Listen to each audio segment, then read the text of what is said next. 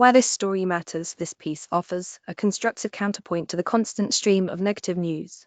Quick summary, this story highlights recent developments related to this day in history, showing how constructive action can lead to meaningful results. 140 years ago today, an American inventor used electrolysis to extract aluminum from aluminum oxide, a process that eventually resulted in reducing the price of aluminum by a factor of 200, making it affordable for many practical users from soda cans to the Wright Flyer. As small grains amid clay, it was thought by medieval alchemists to be the grains of dirt from a second currently forming earth.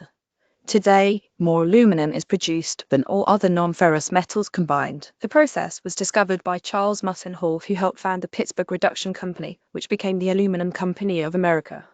1886, Petronius, the Roman author, joked of a story that upon being presented with a cup of metal that wasn't gold, the emperor threw it on the floor, but when he saw it didn't break, and that it could be returned to form with a hammer, he was eager to know of the smith who made it.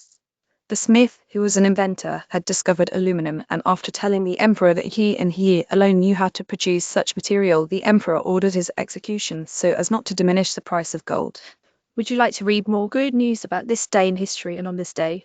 Alum, the metal as it was called in the Middle Ages, was rare but highly valued. The Ottoman Empire placed huge export taxes on its sale, and when large stores were discovered in Italy, they were described as the death of the Turk, and the Pope himself forbade its importation from the Ottomans in order to start a trade war. Dozens of prominent chemists over the years attempted to synthesize it and failed, until 300 years after it was established as a metal, Friedrich W. Wechsler managed to isolate it in a relatively pure form, albeit at double the cost per ounce of gold.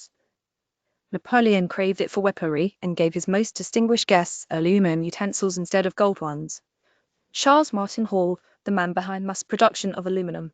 It wasn't until 2 decades had passed since Charles Martin Hall discovered his electrolysis method in the mid-1880s, which was simultaneously discovered by Paul Héroult in France, that aluminum became a part of everyday life.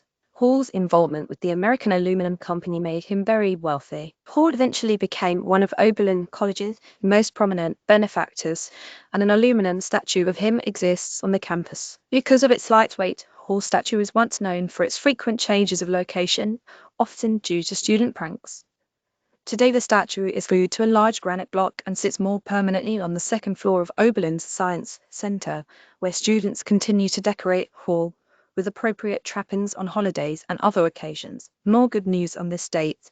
The Gutenberg Bible was published, the first Western book printed with movable typewriter in 400. Alabama became the first U.S. state to enact an antitrust law in 1880. A Chicago attorney and 2 businessmen met for lunch to form the Rotary Club, the world's first service club. 1980, the first mass vaccination of children against polio commenced using Salk's vaccine. 1984, British Prime Minister Macmillan visited the Soviet Union, forging with leader Khrushchev cultural and trade links between East and West. 1972, when U.S. daylight saving time commenced 2 months early in response to the energy crisis. 1979, Norah Jones, daughter of Indian sitar player Ravi Shankar, won 4 Grammy Awards for her debut album, Come Away With Me. 2003, 7 years ago today, 71-year-old Roy Hodgson overtook Sir Bobby Robson as the oldest man to manage a Premier League football club when his Crystal Palace team thrashed Leicester City 4-1. He retired from top-level management in 2024 at the age of 76, concluding a 48-year career at the place where it all started, South London club Crystal Palace. In an interview with BT Sport in 2022, he described 2 things about his career in very simple terms, proving that there are football people and then there's Roy Hodgson. See your mint bucker lecture CC 3.0. By a say copy throughout his time as a manager, Hodgson has taken the reins of 22 clubs, including 7 in England. His finest year in management was arguably when he led another London club, Fulham, to runners-up in the UEFA Cup, for which he was awarded the League Managers Association Manager of the Year award based on polling from the 20 other Premier League managers. He has managed clubs in Italy, Sweden, Norway and Switzerland, as well as the national teams of England, UE and Switzerland.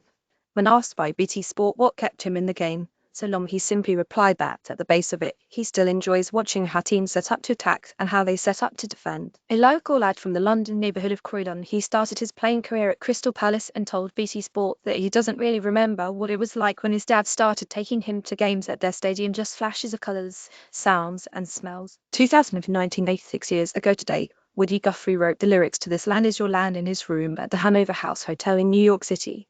The song was brought back to life in the 1960s when artists like Bob Dylan and the new folk movement were inspired by its political message. 1940 Happy 48th birthday to Josh Gad, the actor and singer known for his stage performance in the Broadway musical The Book of Mormon, which earned him a Tony nomination for Best Actor in a Musical. For his voicing of Olaf in Frozen, he won 2 Annie Awards. Well,